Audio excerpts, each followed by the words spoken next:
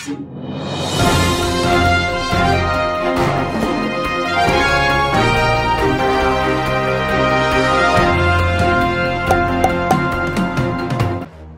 कब्रें खो दी जाती हैं, उनकी खबरें दिखाने के लिए वॉइस ऑफ मानवता प्रतिबद्ध है, सच्चाई के साथ आगे बढ़ना चाहता है, न किसी के सामने कभी झुका है, न झुकने की कोशिश करेगा। जो सच है वही दिखाएगा। अगर सरकार ने बेहतर काम किया है तो सरकार के बेहतर काम को भी हाईलाइट करेगा। अगर बेहतर काम नहीं किया है तो निश्चित तौर पे उसकी मजम्मत करने से भी वॉइस ऑफ मानवता कभी चूकेगा नहीं। आज जिस तरह के देश में हालत है, खासतौर से जो भारत के हालत है, उस हालत पे चर्चा करना बहुत जरूरी है। और जब हम देखते हैं तो कोई उन चीजों पे चर्चा नहीं करना चाहता। इधर करीब 1 महीने के अंदर से जो प्रवासी मजदूरों की हालत बिगड़ी है, उसने पूरे के पूरे मीडिया पे कवरेज लेना शुरू कर दिया था। अब चूंकि ये माहिर लोग हैं, विषय से भटकाने में बहुत ही माहिर लोग हैं, विषय से कैसे भटकाया जाए इस बात को ध्यान में रखते हुए उन्होंने ये पैकेज का ऐलान किया है। पैकेज कुछ है नहीं।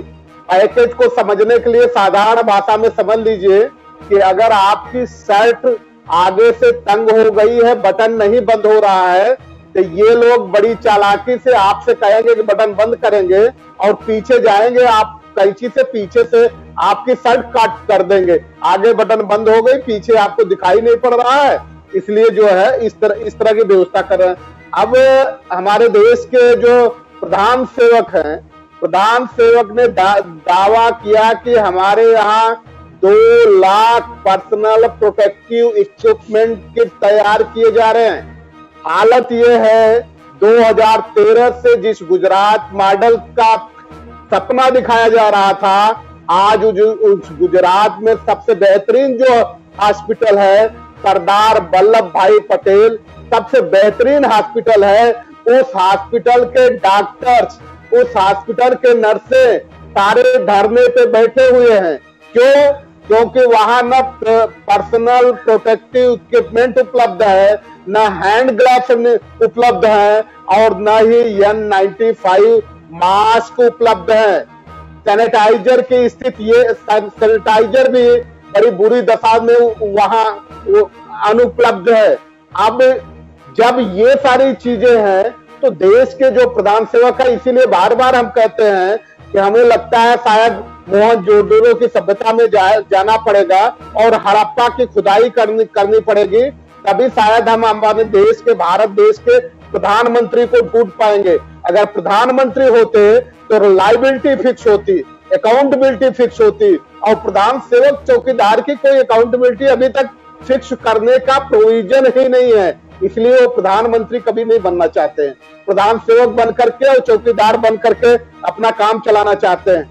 तो ये कितना बड़ा गेम खेला गया है कि जो मजदूरों की बात न सुनी जाए, मजदूरों पे लोगों का ध्यान न जाए, उस मजदूरों को ध्यान से भटकाने के लिए, उनके मुद्दों से भटकाने के लिए, उनकी तकलीफ से भटकाने के लिए किस तरह से इस सरकार ने 20 लाख करोड़ पैकेज का अनाउंसमेंट किया, और जबकि उनको पता है कि हम पूरी तरह से भिखारी हो गए हैं, खजाना हमारा खाली है, खजाना हमारा दिवालिया हो गया। दिवालिया खजाना से कैसे 20 लाख करोड़ का पैकेज अनाउंस कर सकते हैं? अगर वास्तव में उनके दम होता तो सबसे पहले जो ये दावा करते हैं कि जो माइग्रेंट लेबर हैं उनको ट्रेन से लाने के लिए केंद्र सरकार 85% किराया वहन कर रही है और स्टेट की सरकारें 15% किराया वहन कर रही हैं, लेकिन असलियत ग्राउंड पे आप जाइए तो जितने मजदूर आ रहे हैं वो टिकट दिखा रहे हैं। तो अगर वो टिकट दिखा रहे हैं तो टिकट तो झूठ नहीं हो सकता। जब टिकट नहीं झूठ हो सकता तो झूठ बोल कौन रहा है? ये अहम मसले हैं। इन्हीं सारे मसले पे आप सभी से बात करने के लिए और पूरे देश के हालात समझने के लिए आप प्रबुद्ध साथियों को आमंत्रित किया गया है, सादर आमंत्रित किया गया है। हम आप सभी का सबसे पहले परिचय करा दें। हमारे बीच में सेना से सेवानिवृत्त उत्कृष्ट कमांडो श्री आपदाहरण सिंह जी मौजूद हैं। हमारे बीच में श्री अभिषेक वाजपेयी जी जो RLD के प्रवक्ता हैं वो मौजूद हैं, और थोड़ी देर में ही हमारे बीच में SR दारापुरी साहब जुड़ेंगे। और उनको उनसे जब तक वो जुड़ते हैं तब तक हम आप लोगों से ये राय लेना चाहेंगे, इस पर जानना चाहेंगे कि सबसे पहले आपदा आराम सिंह जी आपके पास आते हैं, आप इस बात को किस तरह से देख रहे हैं, कितना बुलावा देख रहे हैं? 20 लाख करोड़ के जो पैकेज है, और ये कहा जा रहा पैकेज की बात तो बाद में भी हम करें, लेकिन सबसे जो अहम प्रश्न है, जब पूरी दुनिया को ये बता रहे हैं कि पूरी दुनिया कोरोना से लड़ना चाहती है, तो निश्चित तौर पर हमारे देश को भी कोरोना से लड़ना चाहिए। लेकिन हमारा देश कोरोना से अगर लड़ रहा होता तो हमारे देश के प्रधान सेवक जब ये दावा करते हैं कि 2 लाख पर्सनल प्रोटेक्टिव इक्विपमेंट प्रतिदिन बनाए जा रहे हैं, और सबसे उदाहरण जो दिया गया था, प्रमुखता से उदाहरण दिया था और गुजरात मॉडल बता करके सरकार में आए थे, पूरे देश की सत्ता को कब्जा किया था, और वहां जो सबसे बेहतरीन हॉस्पिटल है सरदार वल्लभ भाई पटेल हॉस्पिटल, वहां भी पर्सनल प्रोटेक्टिव इक्विपमेंट और N95 मास्क उपलब्ध नहीं है, ग्लव्स उपलब्ध नहीं है, सैनिटाइजर उपलब्ध नहीं है। तो आप इसको किस दिशा में देखते हैं? सरकार झूठ बोल रही है या वहां के जो नर्सें धरने पे बैठी हैं, डॉक्टर धरने पे बैठे हैं, जिनको हमने कोरोना वॉरियर के नाम पे उनके फूल माला उनपे फेंका है और हेलीकॉप्टर से, सेना के हेलीकॉप्टर से फेंका है, आज वो धरने पे बैठे हैं, तो सच कौन है? वो डॉक्टर, नर्स या हमारे देश के प्रधान सेवक? आपकी राय आपदा आराम सिंह जी। देखिए सर, जहां तक पैकेज और गुजरात मॉडल की बात है, इसको समझने के लिए हमें थोड़ा पीछे जाना पड़ेगा। 30 जनवरी को पहला कोरोना केस केरला में रिपोर्ट होता है, जो वुहान से लड़का मेडिकल की पढ़ाई कर रहा था, वापस आया था, और उसकी मृत्यु होती है। आधिकारिक पुष्टि केरला गवर्नमेंट करती है। वहां से लेके और 24 मार्च तक हमारी तैयारी क्या थी? हम ट्रम्प की अगुवाई में लगे थे, नमस्ते ट्रम्प में 125 करोड़ रुपए खर्च कर रहे थे। प्रधानमंत्री जी ने पैकेज की शुरुआत में जो झूठ बोला कि हमने 24 के बाद पीपी किट बना लिया और बाकी चीजें बना ली, आपकी जानकारी के लिए बता दूं, 23 मार्च तक सरकार ने एक्सपोर्ट किया है पीपी किट। अब आप समझ सकते हैं कि हमारा घर आग की जद में है और हम ट्यूबवेल का मुंह अमेरिका की तरफ कर दे रहे हैं। हमारी अपनी कोई तैयारी ही नहीं थी। आनन फानन में लॉकडाउन डिक्लेयर होता है, किसी को भी समझने का मौका नहीं मिलता है, चाहे वो मिडिल क्लास का आदमी हो, चाहे वो मजदूर हो, चाहे वो अपर क्लास का आदमी हो। लेकिन थोड़े बहुत जो संसाधन उपलब्ध थे उनसे मिडिल क्लास ने, अपर मिडिल क्लास ने और अपर क्लास ने अपनी व्यवस्थाएं ठीक कर ली। मरा कौन? वो मजदूर जो देश की उन्नति के लिए, देश की अर्थव्यवस्था के लिए अपना खून पसीना बहाते हुए अपने घर से माइग्रेट करके नगरों, महानगरों, बड़े शहरों, दूसरे राज्यों और देश के कोने कोने में गया था। तो अब यहां पे समझने की चीज यह है कि अफेक्टेड कौन हुआ? सब हुए, चाहे वो अपर हो, चाहे मिडिल हो, चाहे अपर मिडिल क्लास हो, चाहे वो मजदूर वर्ग हो। हमारा एक झटके में रोजगार चला गया। जिस कैंपस में हम काम करते थे वहां से निकाल दिए गए। हमारी पगार नहीं मिली, हमारी मजदूरियां नहीं मिली, खाने के लिए मार्केट में कुछ है नहीं, और जो कुछ हमारे पास था वो लेके जब हम सड़क पे निकले तो आत्मनिर्भर भारत का आह्वान करने वाली सरकार ने जो चाइना से डंडे मंगवाए थे उसे पुलिस ने हमारे ऊपर बरसाया। न सड़क पे रुकने दे रहे हैं, न हम काम के कैंपस में रुक पा रहे हैं। हम झाड़ियों के पीछे 15 दिन तक छुप छुप के पानी पी पी कर अपना गुजारा कर रहे थे। लेकिन एक सीमा होती है दर्द की। दर्द जब असहनीय हुआ, लोग सड़कों पे उतरे और उन्होंने सारी व्यवस्था, जिसमें सरकार ने तमाम नंबर अनाउंस किए कि फला फला जगह पे फलाने अधिकारी ये नंबर है, ये लोग आपको कोऑर्डिनेट कर रहे हैं, खाने का प्रबंध करेंगे और सरकार सारी सुविधाएं दे रही है। इन सुविधाओं की उम्मीद में हमने 15-20 दिन गुजारा। लेकिन जब मजदूर सड़क पे आया, व्यवस्था से निराश होके पैदल, साइकिल, जो भी उसके पास साधन संभव हो सकता था, अपने बच्चों को गोद में उठाए, सिर पे गठरी लाते हुए, गर्भवती महिला को साथ लिए हुए, बूढ़ी माँ को सिर पे, कंधे पे उठाए हुए जब निकला, तो ये बीभत्स स्थिति थी। इस पे हिंदुस्तान और हिंदुस्तान के बाहर चर्चाएं होने लगी। जो सरकार 5 ट्रिलियन इकोनॉमी का दावा कर रही थी, एक झटके में उसके मजदूर भूखे प्यासे सड़क पे पैदल निकल पड़े। अब मजदूर की तकलीफ तो थी ही, लेकिन जो सत्ता में बैठे लोग झूठ का जो पुलिंदा खड़ा किए थे वो ढहने लगा। सारे देश में नहीं, पूरे विश्व में इसकी चर्चा शुरू हुई और सरकार की किरकिरी शुरू हो गई। इनकी नियत मजदूरों को कहीं से भी सुविधा देने की न तब थी न आज है। सब कुछ हो गया, ट्रेन चलाई, उसका किराया वसूल किया। एक मजदूर जो 35 दिन से 40 दिन से भूखा है, प्यासा है, उसके पास पैसा नहीं है, संसाधन नहीं है, उसके लिए आप एसी ट्रेन चला रहे हो। एसी ट्रेनों में अपने घर जाएगा? जाहिर सी बात है, एसी ट्रेन उनको अकोमोडेट करने के लिए है जो सक्षम है, और मजदूर एसी का अफोर्ड कैसे कर सकता है? 1400 से लेके 6500 तक का किराया है। वो मजदूर जिसके खाने के लाले पड़े हुए, वो इतना किराया कहां से लाएगा? तो ये सुविधा मजदूर के लिए थी ही नहीं। हिंदुस्तान में लोग बाहर निकलने लगे, बुद्धिजीवियों ने इस पे सवाल उठाना शुरू किया, और समाज के बड़े तबके ने, जिनका सरोकार गरीब मजदूर से था, उन्होंने इस मुद्दे को उठाना शुरू कर दिया। अब सरकार कटघरे में आके खड़ी हो गई। तो हुजूर ने लॉकडाउन 4 के अनाउंसमेंट के साथ आत्मनिर्भर भारत का नारा दे दिया, 20 करोड़ का पैकेज दे दिया। मैं आप सबसे सवाल पूछता हूं, सिंह साहब, फिर हम लौट के आते हैं आपके पास। जीडीपी का कलेक्शन इनका फरवरी मार्च का जो टारगेटेड था वो 8000 करोड़ के घाटे में है। मार्च अप्रैल का अभी तक सरकार अनाउंस नहीं कर पाई है कि उनके पास जीएसटी कितना आया। अगर उसको अनाउंस कर दे तो इनकी पोल खुलेगी।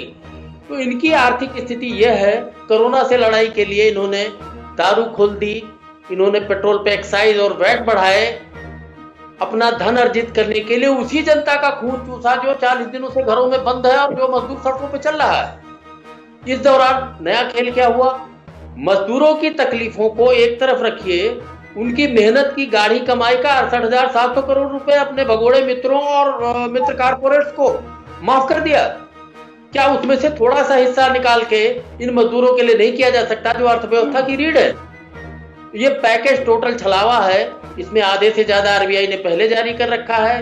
विभिन्न स्कीम जो इन्होंने चला रखी उसमें जो पैसा जारी हुआ उसको जोड़ लिया, बजट में जो अनाउंसमेंट था उसको जोड़ लिया। सच्चाई यह है कि आज इनके पास कुछ है ही नहीं है देने के लिए। और अभी जो लेटेस्ट सिंह साहब, हम फिर आते हैं आपके पास। सिंह साहब, हम आपके पास फिर आते हैं।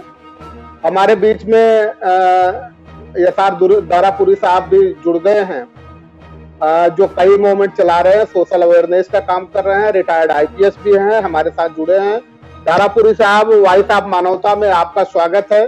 और खास तौर से जो आज हमारा कार्यक्रम चल रहा, हम दिखाएंगे आईना सच का जो मुद्दा है कि घर में नहीं है दाने, अम्मा चली भुनाने, वाह मोदी जी वाह, इस मुद्दे में आपका स्वागत है। हम दूसरा सवाल ले लेते हैं अभिषेक वाजपेयी जी। सिंह साहब ने एक बात कही कि फरवरी तक हम पीपीई किट एक्सपोर्ट करते थे जी, 23 मार्च तक। और हमारे प्रधानमंत्री जी कहते हैं कि इससे पहले हमारे यहाँ पीपीई किट बनते ही नहीं थे। तो ये बड़ा आरोप लगाया है आब्दाहरण सिंह जी ने कि जो चीज हमारे यहाँ एक्सपोर्ट होती थी, हमारे प्रधानमंत्री जी कहते वो बनते ही नहीं है। तो आप किस दिशा में देखना चाहते हैं? इनडायरेक्टली अगर मान लिया जाए तो आब्दाहरण सिंह जी ने ये कहा है कि हमारे देश के जो प्रधान सेवक हैं, प्रधानमंत्री तो है नहीं, वो जो प्रधान सेवक हैं, मतलब वो सबसे बड़े झूठे व्यक्ति हैं। जो चीज है उसको इनकार कर रहे हैं, जो नहीं है उसको स्वीकार कर रहे हैं। तो आप इसको किस दिशा में देखते हैं? क्या वास्तव में हमारे यहाँ पीपीई किट पहले बनता था, एक्सपोर्ट होता था? अगर ऐसा है तो प्रधानमंत्री जी इतना झूठ क्यों बोल रहे हैं? गौतम भाई, बहुत आभार आपका। और मैं आपको बता दूं कि आपदा जी ने जो बात बताई, आब्दाहरण सिंह जी ने जो बात बताई, बिल्कुल सत्य बात बताई है। तो हमारे यहाँ मार्च तक में, 23 मार्च तक में एक भी पीपीई किट बनती ही नहीं थी। और अगर आप इसको बारीकी से देखेंगे, बहुत पहले तकरीबन दिसंबर की लास्ट और जनवरी के स्टार्टिंग में राहुल गांधी जी ने एक ट्वीट के माध्यम से कोरोना फैलने का, चीन में जो कोरोना फैल रहा है उसके बारे में जिक्र भी किया था तब यही भारतीय जनता पार्टी के षड्यंत्रकारी लोगों ने इस चीज के बारे में प्रश्न चिन्ह उठा दिया कि उनकी नियति साफ नहीं है, वो देश को आगे बढ़ता देखना नहीं चाहते हैं। इस वजह से ऐसे गंभीर आरोप लगा रहे हैं, इनको कुछ जानकारी नहीं है। नंबर एक बात। नंबर दूसरी चीज, अभी छोटे से एक प्रश्न आपने गौतम भाई आपने एक बात कही थी कि 20 लाख करोड़ के पैकेज की बात। 20 लाख करोड़ जो पैकेज है वो एक छलावा है, और आप भी इस बात को जानते हैं, यहाँ पे बैठे हुए सभी श्रीमान महोदय आप सब लोग जानते हैं। इस छलावे में अगर आप बारीकी से देखेंगे तो इस छलावे में जो सबसे अधिक चीज दिख रही है वो राहत अगर किसी को मिल रही है तो वो पूंजीपतियों को मिल रही है, क्योंकि ये पूंजीपतियों की दलाल वाली सरकार है, पूंजीपतियों को फायदा पहुंचाने वाली सरकार है। और आप साथ ही साथ ये देखिए, जब 68,000 करोड़ का जो एनपीए बैड डेब्ट था उसको छोड़ दिया गया, दैट मीन्स की कोई गारंटी नहीं है कि वो वापस आएगा कि नहीं आएगा, मतलब वो मिलना ही नहीं एक तरीके से। अगर आ गया तो बढ़िया है, नहीं आया तो वो तो बट्टे खाते में है ही। उसी तरीके से वो किस बीच में निकाला गया, वो किस बीच में उसको घोषित किया गया, इसी कोरोना कांड के लिए 68,000 करोड़ अगर उसमें से आपने माफ कर दिया। अगर एक व्यक्ति, एक किसान अगर कोई 1 लाख रुपए का कर्ज लेता है तो बैंकों से उसकी जमीन नीलाम करने के लिए बाकायदा उसके पास नोटिस पहुंच जाती है और आरसी कटने लगता है। तो मुझे एक बात नहीं समझ में आती है कि अगर बैंकों ने इतना लंबा चौड़ा कर्ज दिया, अगर उसकी 3 किस्तें भी नहीं आती हैं या 4 किस्तें नहीं आती या साल भर तक उसने पैसा अदा नहीं किया है, तो उसकी प्रॉपर्टी को टेक ओवर करना क्यों नहीं गवर्नमेंट ने चालू किया था? कौन से प्रावधान में उनको बचाने की कोशिश की गई? और सबसे बड़ी बात, अगर आप 20 लाख करोड़ में देखेंगे तो जितने भी पैकेज की घोषणा की गई है वो व्यापारियों के लिए की गई है, लेकिन उस व्यापारी से जुड़े हुए वर्ग जो कि सबसे अहम किरदार निभाता है, मजदूर वर्ग, जो हमारी देश की हर एक चीज में बुनियाद है, देश की एकता के लिए भी बुनियादी मजबूत करता है और देश की अर्थव्यवस्था के लिए भी बुनियाद को मजबूत करता है। लेकिन अगर आप देखेंगे हमारी बुनियाद को ही कमजोर करने का काम कर रही है भारतीय जनता पार्टी। आप कभी भी देखिएगा भारतीय जनता पार्टी ने कोई भी अगर घोषणा की है तो उसमें कभी भी समय नहीं दिया है लोगों को बचने का। यही अगर वो समय, अगर आप देखेंगे जब कोरोना फैलना स्टार्ट हुआ था तो सबसे पहले कुछ सिटियों में फैला था। क्या हमारे बाकी जगह पे मजदूर वर्ग या जो भी व्यक्ति फंसे हुए थे कि वापस नहीं आ सकते थे? अचानक से आपने सब कुछ कर दिया। 1-2 सिटी में थे, आपको जानकारी थी, आपने उस चीज का संज्ञान ले लिया। और सबसे बड़ी बात, जब उन्होंने प्रधान सेवक जी ने झूठ बोला था कि हर एक टर्मिनल पे, एयरपोर्ट पे बाकायदा स्कैन करके एक एक व्यक्ति छोड़ा गया था, तो आपको मैं बता दूं, यही लखनऊ की बात आपको मैं बता दूं कि जो महिला गायक थी, मैं उनका थोड़ा सा नाम मिस कर रहा हूँ, उन्होंने बाकायदा बोला, हाँ कनिका कपूर जी ने इस बात को भी बोला था कि एयरपोर्ट पे कोई भी उनकी चेकिंग नहीं हुई थी, कोई भी पैरामीटर सेट नहीं थे। उसके बाद वो आई और बाकायदा पार्टियों में गई, और जहाँ पे भारतीय जनता पार्टी के अभिषेक जी हम आपके पास फिर आते हैं। थोड़ा सा चूंकि थोड़ा सा ये हो रहा था, कनिका कपूर का जो स्टेटमेंट था वो स्टेटमेंट ये था कि बाकायदा हमारे सैंपल वहां लिए गए और मुझे ये पूरी तरह से अथराइज कर दिया गया कि आपके अंदर कोरोना के कोई गुण मौजूद नहीं है, लिहाजा आप जा सकती हैं। ये आरोप लगाया था कनिका ने जब उनके ऊपर एफआईआर दर्ज हुआ था। तो इसका मतलब ये हुआ कि हमारे पास टेस्ट करने को समय, चूंकि बेंगलोर से टेस्ट होता था और 14 दिन के बाद ही रिपोर्ट आती थी, इसलिए उनको छोड़ दिया गया था। तो इसका मतलब ये है कि ये कनिका के नहीं बल्कि जो इंतजाम है, इंतजामिया बेइंतजामिया थी, यहाँ बेइंतजामी की ही सजा भुगत रहा पूरा देश। तो हम आएंगे, फिर आपसे आएंगे। कर रहा हूँ एक चीज और मैं आपको बता दूं कि मैं इनके पहले बयान की बात कर रहा हूँ, मैं इनके कनिका कपूर जी के पहले बयान की बात कर रहा हूँ। ये तो जब उनके ऊपर एफआईआर हुआ तब का बयान है ये तो, लेकिन उनके पहले बयान में उन्होंने यही बात कही थी, कोई भी व्यवस्था नहीं थी, उसके बाद ही हम आए हैं। ये तो एफआईआर से बचने के लिए उन्होंने इस बात को बताया था। नहीं, बहुत सही है, बहुत बढ़िया बात आपने कहा कि इसका मतलब ये है कि हमारे देश की सरकार कहीं से गंभीर नहीं थी कोरोना के प्रति गंभीर नहीं थी, या तो ये ही नहीं जानती थी कि वास्तव में कोरोना कोई बीमारी है या नहीं है। अगर है तो आयात करने को उन्होंने तरीके ईजाद किए थे। सबसे पहले यशाद दारापुरी साहब को हम जोड़ लेते हैं।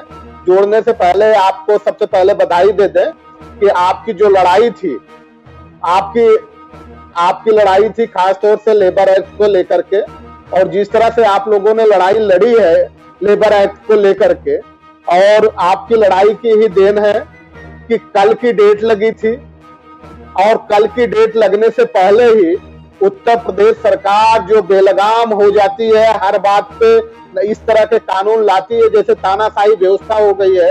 इस देश में लोकतंत्र नहीं बल्कि तानाशाही व्यवस्था है। उसी तरह से मजदूरों के काम करने के 8 घंटे को 12 घंटा बढ़ा दिया था। आप लोगों की लड़ाई ने उस 12 घंटे को फिर 8 घंटा कर दिया है, और इसके लिए आपको बधाई दें। इस लड़ाई को आप किस दृष्टि से देखते हैं और इसको और कितने आगे तक लेके जाएंगे? अभी केवल घंटे कर्टेल किए गए हैं, बाकी अधिकारों के बारे में बात नहीं हुई।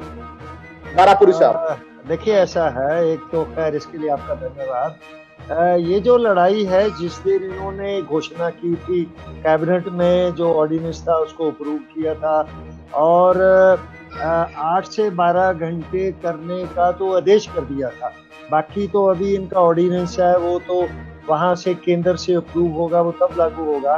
परंतु 8 से 12 घंटे वाला इन्होंने अपने लेवल पर आदेश कर दिया था, शासन ने जारी कर दिया।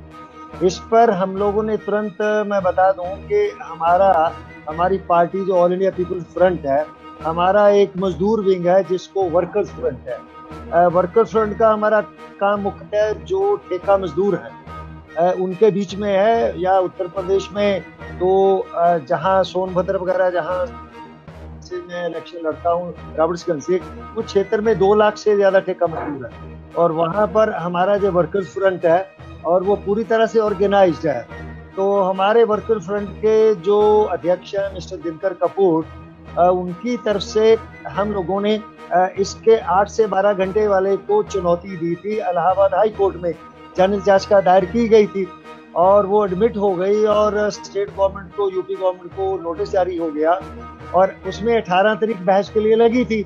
तो अब उसमें हम लोगों का मुख्य जो आधार था वो यही था कि जो काम के घंटे हैं, एक तो ये इतने संघर्ष के बाद मिले हैं। अमेरिका में जो संघर्ष हुआ था, मजदूर दिवस जब हम 1 मई को मनाते हैं, तो वो सबसे ज्यादा इसी 8 घंटे की बात को लेकर था।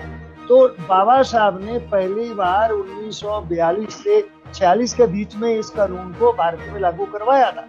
ये भारत में 8 घंटे की जो देन है मजदूरों की, इसको तय जो है बाबा साहब ने करवाया था 1942 से 1946 में, जब वायसराय की एग्जीक्यूटिव काउंसिल में उनके पास श्रम विभाग था, उनके पास दूसरे विभाग भी थे। और मैं ये भी बता दूं कि आज जितने भी हमारे श्रम कानून हैं, उनमें से मैं कहूंगा कि 95% या 99% जो कानून है ये डॉक्टर अम्बेडकर के बनाए हुए हैं। तो बहरहाल उत्तर प्रदेश सरकार ने, योगी सरकार जैसे जो उनका स्टाइल है डिक्टेटरशिप वाला, उसी में उन्होंने आदेश कर दिया। हम लोगों ने चुनौती दी, नोटिस जारी हो गया, और उससे पहले के सरकार वहां जाकर कोई बहस करती, उन्होंने 16 तारीख को ही अपने उस आदेश को वापस ले लिया। तो ये जो सरकार को, और मैं ये भी बता दूं कि जब योगी सरकार ने ये किया था तो पूरे देश में कम से कम 6-7 अन्य स्टेट्स ने उत्तर प्रदेश सरकार के इस मॉडल को लेके इन्होंने 37 में से 35 कानून जो है वो रद्द कर दिए थे। रद्द करने का इनका प्रस्ताव था कि, तो उसको सबने लागू किया। आपने सुना होगा सोशल मीडिया पे, टीवी पे, कि योगी सरकार से उन्होंने प्रेरणा लेके ये किया। तो योगी सरकार को ही कल अपने आप 2 दिन पहले, बहस से 2 दिन पहले अपने आदेश को वापस लेना पड़ा। मैं समझता हूँ कि ये हमारी जीत नहीं है, ये मजदूर वर्ग के संघर्ष की जीत है कि वो इतना जो बुरा हाल है, इसके दौरान भी उनकी सहायता से हम लोग सरकार को इस कानून को वापस लेने के लिए बाध्य करने में कामयाब हुए। ये मैं समझता हूँ कि लॉकडाउन की सबसे बड़ी एक सफलता है। तो बहुत निश्चित तौर पे आपने बहुत अच्छी बात कही है दारापुरी साहब कि ये आपकी जीत नहीं, उन मजदूरों की जीत है। तो निश्चित तौर पे ये मजदूरों की ही जीत है, मजदूरों का ही श्रेय है। और इसमें चूंकि आपदा हरण सिंह जी हम आपके पास आना चाहेंगे, एक बड़ा ही हृदय विदारक स्थिति है कि हमारे देश की जो आईपीसी की धारा है जो बाद में जाकर के सीआरपीसी में बदल जाती है, उसमें 302 में अगर हम ये देखें तो ये कहा जाता है कि जिस व्यक्ति ने हत्या की है उससे ज्यादा गुनाहगार वो होता है जिसने हत्या के लिए प्रेरित किया। तो अगर 24 लोगों की दुर्घटना में मौत हुई है, टकरा करके मौत हुई है, भिड़ंत से मौत हुई है, या पुलिस के डर से वो डिसबैलेंस हुए हैं, जो 24 लोगों की मौत हुई है, तो क्या आप नहीं इस दिशा में आप नहीं देख सकते या इस दिशा में आप सोच सकते हैं कि ये अगर सरकार की इतनी बद इंतजामिया नहीं होती तो शायद उन 24 मजदूरों की मौत नहीं होती। हो सकता है उस समय पुलिस के डर की वजह से ड्राइवर घबरा गया हो या कोई और बात हो, घबरा करके उसका बैलेंस बिगड़ा होगा। आज जो स्थिति चल रही, जो भी ट्रक के लोग चल रहे हैं, ट्रक वाले चल रहे हैं, जिन्होंने प्रवासी मजदूरों को बिठाने की गलती की है या अपने लालच में उन्होंने बिठाला है, वो इतने भयभीत रोड पे चल रहे हैं कि जरा सा भी खाकी वर्दी दिख जाती है तो वो डर जाते हैं। हम ये नहीं कहना चाहते कि सारी की सारी खाकी वर्दी उसी मानसिकता की है जो पूरी तरह से तांडव करती है, लेकिन भय इतना पैदा किया गया है। तो हमारा चैनल ये मानता है कि इन मजदूरों की जो मौत हुई है परोक्ष रूप से नहीं, प्रत्यक्ष रूप से नहीं, तो परोक्ष रूप से सरकार का कहीं ना कहीं हाथ है। तो क्या आप मानते हैं इन मजदूरों की हत्या का गुनहगार अगर कोई है तो उत्तर प्रदेश की सरकार और भी सरकारें हैं जहां से उनको, केंद्र की सरकार जहां से उनके लाने की व्यवस्था नहीं की गई, वहां से उनको समुचित तरीके से और सुरक्षित तरीके से घर पहुंचाया नहीं गया, तो इसे आप हत्या मानते हैं या एक साधारण दुर्घटना मान करके इतिश्री कर लेना चाहते हैं? आपदा हरण सिंह जी। सर, इस व्यवस्था को समझने के लिए जो स्थानीय लोगों के बयान आए हैं और यह घटना पर, वो ज्यादा चिंताजनक है। सत्ता का दबाव यह है कि मोटरसाइकिल पर, पैदल या किसी भी संसाधन पर जो सरकार द्वारा नहीं दिए गए हैं उनको उत्तर प्रदेश की सीमा में आने नहीं दिया जाए। ये मूल कारण है इस घटना का। उत्तर प्रदेश की सीमा में आप आने नहीं देंगे, हरियाणा पंजाब से उनको आना था तो उन्होंने वहां से ट्रक हायर किया। ट्रक हायर करके जब सीमा पे पहुंचे तो सीमा पे आलम यह है, जो स्थानीय रिपोर्ट है, एक चौबे जी का मैं बयान भी देख रहा था, उन्होंने फेसबुक पे भी डाला है कि स्थानीय पुलिस कुछ पैसे लेके, चंद पैसे लेके ही उन ट्रक को या जो गैर रोडवेज साधन है उनको आने देता है। और इसी क्रम में ये घटना हुई है। लेन देन को लेके कुछ विवाद हुआ, ट्रक वाले ने ट्रक बढ़ा दिया, पुलिस ने पीछा किया और ओवर स्पीडिंग प्लस घबराहट के कारण यह हत्या हुई है। तो अब जब व्यवस्था की वजह से ये दुर्घटना हुई है तो व्यवस्था के लिए जो भी जिम्मेदार हैं उन्हें इसके दायरे में आना है।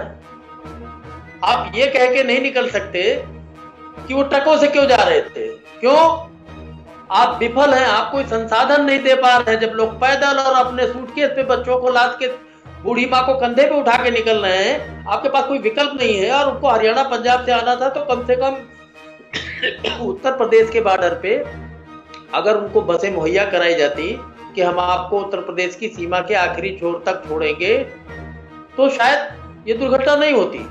वहां तो व्यवस्था करने की या होने की कोई बात ही नहीं आती। वहां पे बात ये आती कि पैसे लेके पुलिस ने उनको जाने दिया, फिर कितना अमाउंट मांगा गया था, क्या हुआ था, इसका विवाद हुआ, पुलिस ने पीछा किया, हड़बड़ाहट में ड्राइवर भागा और इतने लोगों को जान गंवानी पड़ी। व्यवस्था की खामी हर तरफ से है, व्यवस्था के लिए जिम्मेदार लोग इसके दायरे में आते हैं। भविष्य में मेरा एक सवाल है आप सबसे, उत्तर प्रदेश से बड़ा बसों का बेड़ा शायद नॉर्थ इंडिया में किसी स्टेट के पास नहीं है, किसी के पास नहीं, किसी के पास। और उस बेड़े का निर्माण किसी के व्यक्तिगत फंड से नहीं हुआ है, केयर फंड से नहीं हुआ है, जनता की गाढ़ी कमाई से वो बसें खरीदी गई हैं, डिपोज में खड़ी हैं। उनको, जनता को यहाँ से वहां ले जाने में या उत्तर प्रदेश की एक सीमा से उनके गंतव्य तक पहुंचाने में दिक्कत क्या है? दिक्कत इच्छा शक्ति की है, नियत की है कि आप उन रोडवेज की बसों को भगवा रंग में रंग चुके हैं, खड़ा करके रखा हुआ है, उनको एक साथ क्यों नहीं चला सकते? इतनी सीमाएं हैं, ग्वालियर जुड़ रहा है, गाजियाबाद है, फरीदाबाद है, मध्य प्रदेश के कुछ बॉर्डर इलाहाबाद और सतना साइड से हैं। यही लोग बाहर से आने वाले हैं। आप 200-500 बसें लगाइए। अगर आपके पास बस उपलब्ध थी तो ट्रक से उनको जाने की जरूरत नहीं थी, और ट्रक पैसा लेके पुलिस ने पास किया, उसके बाद लेन देन को कोई विवाद हुआ, ड्राइवर भागा और हड़बड़ाहट में इतने लोगों की जान चली गई। तो इसके लिए पूर्णतया व्यवस्था जिम्मेदार है। अभी भी पैकेज में उलझने के बजाय हम लोगों को मजदूरों की जो व्यथा है, जो स्थिति है, उसको बराबर उठाए रखने की जरूरत है, और जिससे जो बन पड़े, जिस रूप में बन पड़े, उनको सहयोग किया जाए। सत्ता का अंधा होना, नजरअंदाज करना उसके पीछे उद्देश्य है। जिस एफडीआई और इन्वेस्टमेंट के लिए वो भागे घूम रहे हैं, उनके आने पे अगर निरीह मजदूरों को, जो भूखे प्यासे बैठे हैं, उनको अगर नहीं परोस पाएंगे तो इनकी किरकिरी हो जाएगी। नियत नहीं पहुंचाने की।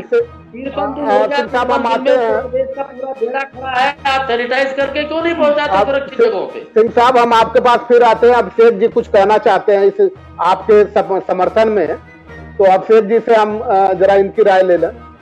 जी, मैं इसमें एक प्रश्न और जोड़ना चाहता हूं। और अगर आप देखेंगे, हमारे कोरोना वॉरियर्स में सबसे अहम किरदार निभाया है तो हमारे सफाई कर्मचारियों ने निभाया है, जिसमें आप सबसे अधिक छलावा देखेंगे तो वो भी एक मजदूर भाई हैं। उनके लिए किसी भी प्रकार की घोषणा नहीं हुई है। वो बिना किसी प्रोटेक्शन के वो सफाई करने के लिए मजबूत हाथ बन करके निकल पड़ रहे हैं। सरकार ने सबके लिए 50 लाख रुपए की घोषणा की कि बीमा के लिए, लेकिन उन सफाई कर्मचारियों के लिए किसी भी प्रकार की घोषणा नहीं हुई। और उसमें से भी जो ठेके पे हैं, जो अस्थायी कर्मचारी हैं, उनके लिए किसी भी प्रकार की सुविधाएं नहीं है। और मैं आपको बता दूं कि मैं आपके चैनल के माध्यम से मैं सभी प्रकार के जो भी हमारे मजदूर भाई हैं या जो सफाई कर्मचारी हैं, जिन लोगों ने इस कोरोना काल में अपनी उनके परिवार के एक सदस्य की मृत्यु हो गई है, मैं उनके लिए कम से कम 50 लाख रुपए की मुआवजे की मांग करता हूं आपके चैनल के माध्यम से।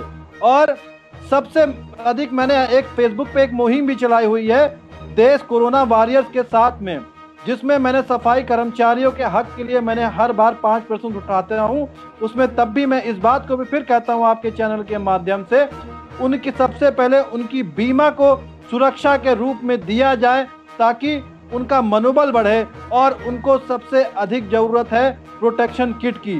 वो कहीं पे भी जाते हैं, उनको सम्मान तो आप देना ही आपको पड़ेगा, वो उनका अधिकार है। लेकिन आपको चाहिए कि प्रोटेक्शन किट के साथ जब वो जाएंगे तो अपनी सुरक्षा कर सकेंगे, समाज की सुरक्षा कर सकेंगे, अपने परिवार की सुरक्षा कर सकेंगे। लेकिन ये निश्चित तौर पर बहुत बेहतरीन प्रश्न उठाया है, बहुत बेहतरीन प्रश्न उठाया है आपने अभिषेक जी, कि जब कोरोना वॉरियर में है, कोरोना वॉरियर का जो प्रारंभिक स्टेज शुरू होता है, जब आपने कहा कि हर जगह सैनिटाइजेशन करना है, तो सैनिटाइजेशन की भूमिका उन्हीं स्वीपर कम्युनिटी ने निभाई है।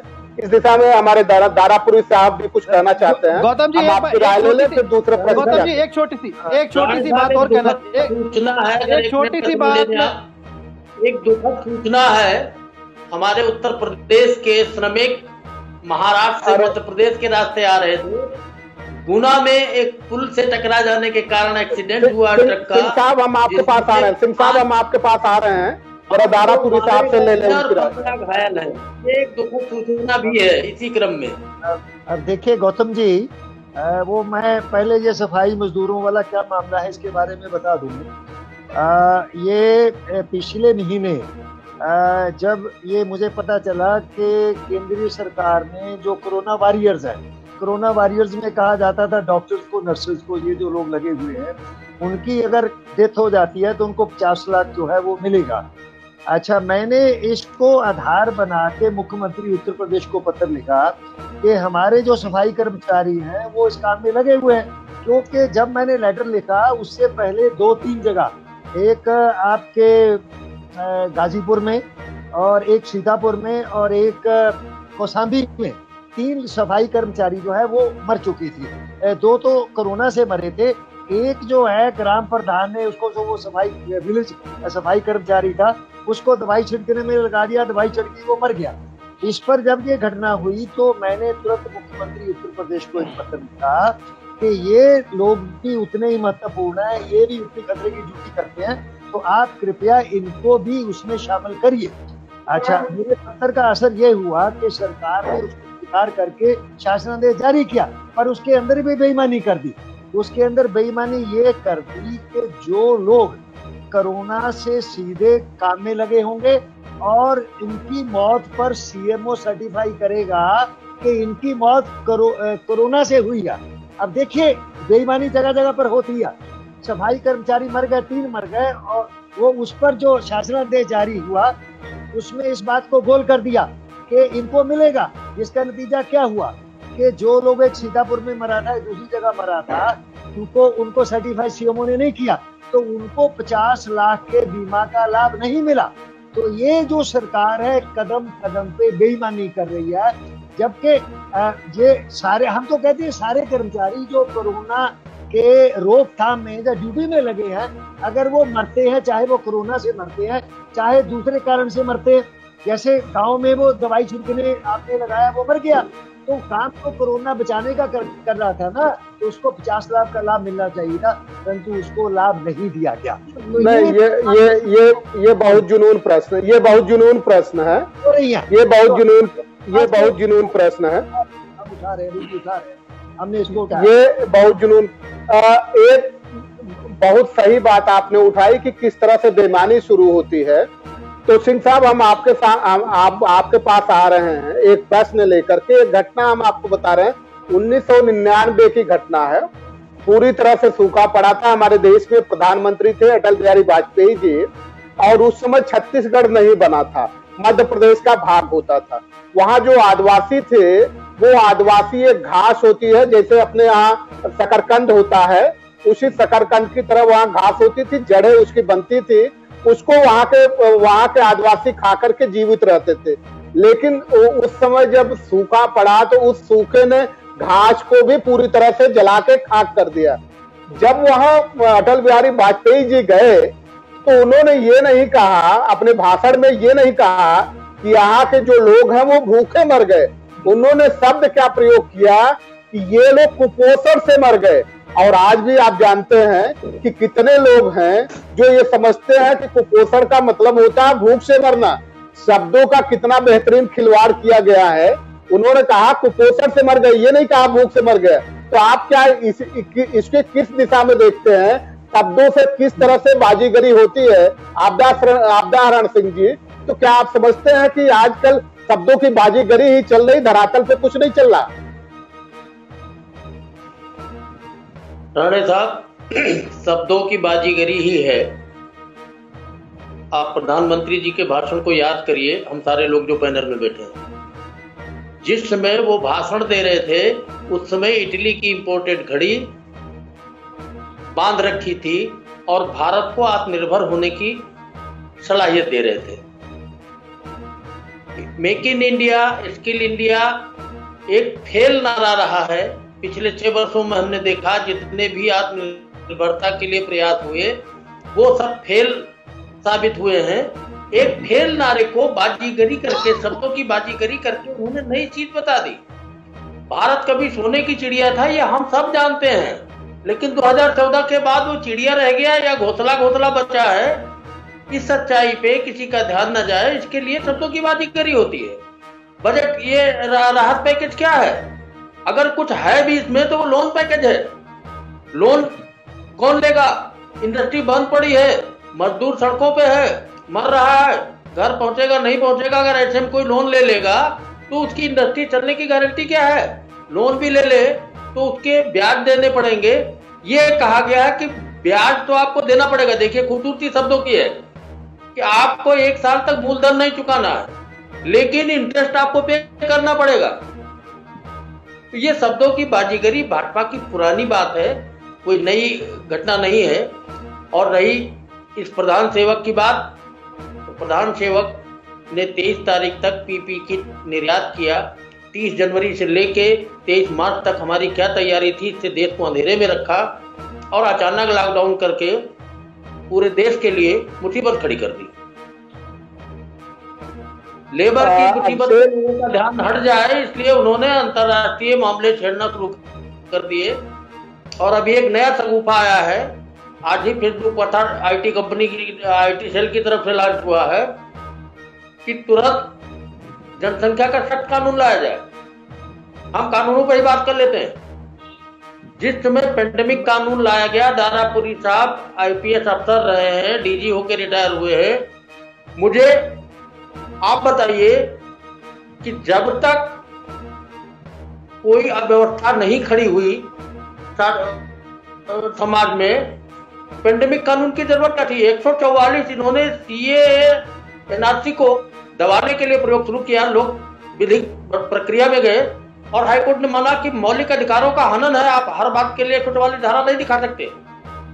कोरोना एक बहाना मिल गया, तुरंत इन्होंने पेंडेमिक सख्त कानून ला दिया कि आप कुछ बोल ही नहीं सकते, आपको उठा के कहीं भी डाला जा सकता है, आपका कोई भी इलाज हो सकता है, पशुवत आचरण आपके साथ किया जा सकता है, आप विरोध नहीं कर सकते। सिंह साहब, फिर हम आपके पास आते हैं। आप अभिषेक जी, एक बड़ी विचित्र स्थिति है कि हमारे देश में ये कहा जाता है कि किसी के साथ धर्म के नाम पे, जात के नाम पे, संप्रदाय के नाम पे, लिंग के नाम पे और उसके पैदा होने के स्थान के नाम पे कोई विभेद नहीं होना चाहिए। एक घटना आई है मध्य प्रदेश की, वहाँ जो पुरोहित थे, जिनको पुजारी आप कहते हैं, कि मध्य प्रदेश सरकार ने 8 करोड़ रुपया का पुजारियों को मुआवजा दिया है कि आपके इतने दिन मंदिर बंद रहे तो आपकी कमाई नहीं हो रही थी, ये आपका मुआवजा है।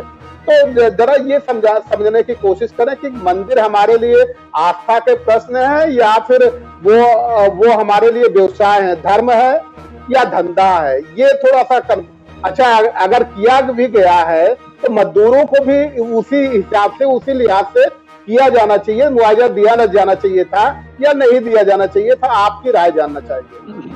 बिल्कुल गौतम भाई, आप जो बात कह रहे हैं बिल्कुल ठीक बात है। और अगर आप इसको कहिए धर्म के नाम पे धंधा है तो कहीं से मुझे लगता है गलत नहीं कहा जाएगा।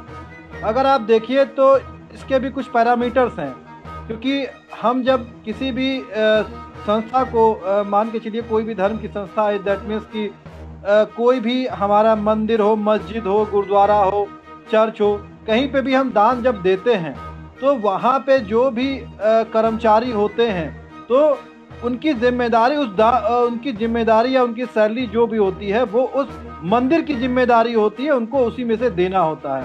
लेकिन आपको मालूम होगा कि किस तरीके से मध्य प्रदेश में सरकार गिरा करके भारतीय जनता पार्टी ने अपनी सरकार बनाई है, तो आप इसी से समझ सकते हैं कि वो सिर्फ धर्म के नाम पे धंधा कर रही है। भारतीय जनता पार्टी कहीं भी सरकार में आई है तो धर्म के नाम पे, क्योंकि उन्होंने धर्म के नाम पे पेटेंट कर रखा है। बहुत सही बात की कि धर्म के नाम पे धंधा कर रही बीजेपी, सही कह रहे हैं आप। धर्म के नाम पे बीजेपी धंधा कर रही है, उसको इसी से वोट मिल रहे हैं, उसको जनता से कोई मतलब नहीं है। अब बात आता है 8 करोड़ रुपए उन्होंने जो दिए हैं, 8 करोड़ रुपए उन्होंने दिए, इसमें कोई गलत नहीं है, आपने दिए बढ़िया चीज है। लेकिन आपको चाहिए था मंदिर, मस्जिद, गुरुद्वारा, जितनी भी जगह से है, हर एक जगह से उनके पास जो उनकी पुरानी धन जमा है आप लोगों के लिए निकालते, आप मजदूरों को देते, उसमें से निकाल करके आप देश की प्रगति में लगाते। आपको 20 लाख करोड़ रुपए कहीं से अरेंज करके ला करके आपको देने की जरूरत ना पड़ती। अगर आप आजकल आप पेपर अखबारों में देखेंगे तो निकला क्या कि भगवान के चंदे में कमी आ गई और सीडी संस्थान को अपनी एफडी तोड़वा करके कर्मचारियों को सैलरी देना पड़ रहा है। ये वही सीडी संस्थान है, ये वही बालाजी के मंदिर हैं, ये वही गुरुद्वारे के मंदिर हैं, ये वही मस्जिदें हैं जहां पे लोगों ने लाखों करोड़ों अरबों रुपए का चंदा दिया हुआ है। और अगर वो 1 महीने 2 महीने के आपातकाल की स्थिति में देश को सपोर्ट नहीं कर सकते हैं तो मुझे लगता है ऐसी संस्थाएं बंद कर देनी चाहिए जो लोगों की जरूरतों के लिए खड़ी ना हो पाए। यहाँ पे राजनीति नहीं करनी चाहिए आपको। धर्म के नाम पे धंधा आपको नहीं करना चाहिए। आपकी लोगों को जरूरतों को पूरा करने के लिए आपको आगे आना पड़ेगा। मैंने जब कोरोना स्टार्ट हुआ था, कोरोना संकट स्टार्ट हुआ था, तब भी मैंने इस बात को कहा था और मैंने बाकायदा पोस्ट को मेरे तकरीबन 58 लोगों ने शेयर किया था कि जो भी मंदिर, मस्जिद, गुरुद्वारे और जो गिरजाघर में जो भी चंदे इकट्ठा हुए हैं, जो भी उनकी संपत्ति है, उसमें से कुछ परसेंटेज लगभग 40% निकाल करके लोगों की जरूरतों के लिए इस्तेमाल करना चाहिए। आज किसी भी, चाहे मंदिर ले लीजिए, मस्जिद, गुरुद्वारा, किसी में भी आप ले लीजिए, उन भगवान अल्लाह हर किसी को क्या जरूरत है? भगवान हमारे अंदर बसता है। बहुत सही बात उठाई अभिषेक जी आपने। अभिषेक जी आपने बहुत ही जिनून बात उठाई है। धर्म के नाम पे धंधा बंद होना चाहिए। मजदूरों को ध्यान में रखना चाहिए, लोगों की जरूरतों को ध्यान में रखना चाहिए। ये बहुत ही जुनून, बहुत ही वाजिब सवाल आपने उठाया है। आपने जो ये कहा कि जितने भी देश में ट्रस्ट चल रहे हैं, उन ट्रस्ट के पास जो संपत्ति हमारे जीडीपी का तकरीबन 10 टाइम्स ज्यादा धन उनके पास है, तो अगर वहां से हम ले ले तो मेरे ख्याल से देश को न कर्ज, देश को ये प्रेरित करने की जरूरत नहीं पड़ेगी, कर्ज लेना पड़ेगा और न मुझे इन्वेस्टर लेके आना पड़ेगा। लेकिन गौतम जी एक बात और मैं कह दूं, हमारे जितने भी अगर सारे जितने धर्म के नाम पे जो धंधा हो रहा है, सारे मंदिर, मस्जिद, गुरुद्वारा, हर एक जगह को अगर उनकी संपत्तियों को लेकर के आ जाएंगे तो हमारा वो देश जो पुराना देश हुआ करता था, सोने की चिड़िया कहलाता था, आज वो बनने में देरी नहीं लगेगी और हमारी और अमेरिका की जो डॉलर में अंतर बना हुआ है वो तकरीबन खत्म होने के कगार पे आ जाएगा। ये बहुत सही बात की। अंतिम दारापुरी साहब, एक प्रश्न हम लेके आ रहे हैं जो देश का भविष्य होने जा रहा है उस तरफ इंगित करता है, तो हम आपसे बेहतर तरीके से समझना चाहेंगे कि जिस तरह से हर जगह एफडीआई को लाया जा रहा है, एफडीआई के शेयर को बढ़ाया जा रहा है, हर चीजों को निजीकरण किया जा रहा है, तो कई सरकार इस रास्ते पे तो आगे नहीं बढ़ रही है। वो केवल एडमिनिस्ट्रेशन संभालना चाहती है, बाकी देश की सारी व्यवस्था निजीकरण कर देना चाहती है। यदि ऐसा हुआ तो ये तो लोकतंत्र सबसे पहले खत्म होगा और देश के लिए तबाही का मंजर आ जाएगा। आप इसे किस दृष्टि से देखते हैं? क्या ये सत्ता में बैठे हुए लोग वास्तव में देश को तबाह करना चाहते हैं या देश को सुधारना चाहते हैं? आपकी राय दारापुरी साहब। देखिए, ऐसा है, जैसा हम जानते हैं कि जब से ये नई आर्थिक व्यवस्था 1990 से हमारे यहाँ शुरू हुई है, तब से लेके जो निजीकरण और ग्लोबलाइजेशन, प्राइवेटाइजेशन, ये सारा जो है लगातार शुरू हुआ है। कांग्रेस की जब सरकार थी सेंटर में तब भी हुआ, और जब से ये भाजपा आई है उसको और तेज किया गया। ये कहा जा रहा है कि जो आर्थिक सुधार है उसको अब reforms number 2 stage, second stage जो है मोदी जी कहते हैं उस पर पहुंच गए, हम उसको तेज कर रहे हैं। तो इसमें जो सारी प्रोसेस है, उस प्रोसेस में ये है कि इनका खैर एक नारा है कि मिनिमम गवर्नमेंट मैक्सिमम गवर्नेंस, ये मोदी जी का जो, इनका भाजपा का जो नारा है, ये एक्चुअली जो नारा है ये भाजपा का, मोदी जी का नहीं है, ये कारपोरेट का नारा है। यहाँ पर इस समय जो हमारी राजनीति है वो कारपोरेट की राजनीति है, वो किसी एक पार्टी की राजनीति नहीं है। अब पार्टियों को कारपोरेट चलाते हैं, अमेरिका में कारपोरेट चलाते हैं, ओबामा जीतेगा या ट्रंप जीतेगा, ये कारपोरेट तय करता है। कौन फाइनेंस मिनिस्टर बनेगा, क्या आर्थिक नीति बनेगी, बजट में क्या होगा, ये सब कारपोरेट तय करते हैं। तो हमारे यहाँ इस समय जो कुछ भी है वो सब कारपोरेट के कंट्रोल में है। हमारी आर्थिक व्यवस्था, हमारी बाकी जितनी भी इंडस्ट्री, उद्योग, ये सारा कारपोरेट के हाथ में चला गया है। तो हाँ, अभी जो आप देखिए जो गवर्नमेंट कर रही है कि अभी पैकेज में भी आप देख लीजिए, ज्यादा से ज्यादा पीपीपी, प्राइवेट पार्टिसिपेशन आ रहा है। डिफेंस प्रोडक्शन में जो है इसमें कहा गया है कि हम प्राइवेट सेक्टर को लाएंगे डिफेंस प्रोडक्शन में। तो आप जानते हैं कि वो हवाई जहाज जो हम लोग फ्रांस से खरीद रहे थे, उसमें किस प्रकार से अंबानी को जबरदस्ती लाया गया। उसने तो कभी एक कार भी नहीं बनाई, एक हेलीकॉप्टर भी नहीं बनाया, तो उसको कितने 1000 करोड़ पैसा देके उसको उसमें लाया गया, एग्रीमेंट में लाया गया कि आगे का जो होता है, जब कोई प्रोडक्ट आ जाती है तो उसका मेंटेनेंस का है या शेयर्स की बात होती है, वो फिर कहते हैं कि लोकल प्रोडक्शन होगा। तो वो किस प्रकार से अंबानी को उसमें लाया गया, और जबकि उसका कोई तजर्बा नहीं है। और हमारे यहाँ सरकारी सेक्टर में HAL हिंदुस्तान एरोनॉटिक्स लिमिटेड, जिसकी लखनऊ में भी एक बड़ी इकाई है, वो कितने सालों से काम कर रहा है और कितने वो जहाज बना चुका है, मिग वो बना चुका है रशियन कोलैबोरेशन से, और हेलीकॉप्टर ये सब बनाता है, परंतु उसको ना देके वो इसको अंबानी को दिया गया। तो हमारी सारी जो व्यवस्था है वो अब कारपोरेट के हाथ में दी गई है। कारपोरेट इलेक्शन में फाइनेंस करते हैं। हमारे मोदी जी जो है वो अडानी के हवाई जहाज में सारी इलेक्शन करते हैं, और बाकी सारे जो नवरत्न जिनको कहा जाता था हमारे इकोनॉमी के जो नवरत्न थे, ये उनको शिफ्ट किए जा रहे हैं, उनको हैंड ओवर किए जा रहे हैं। हमारा BSNL जो है उनको जाने वाला है, हमारे टावर उसको चले गए, आपका BPL जो ऑयल कंपनीज हैं वो जा रही हैं। उससे पहले हमने क्या क्या उनको दे दिया। तो मैं ये समझ रहा हूँ कि हमारे यहाँ भी अब काफी हद तक तो हो गया है।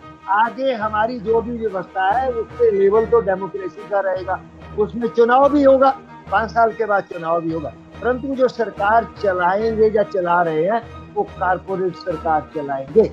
वो कौन सी पार्टी जीतेगी, कौन सा चैनल क्या बोलेगा, वो सब कारपोरेट के हाथ में जाने वाला है। तो इसको हम कैपिटल फाइनेंस कहते हैं, वित्त फाइनेंस कहते हैं इसको, कैपिटल फाइनेंस।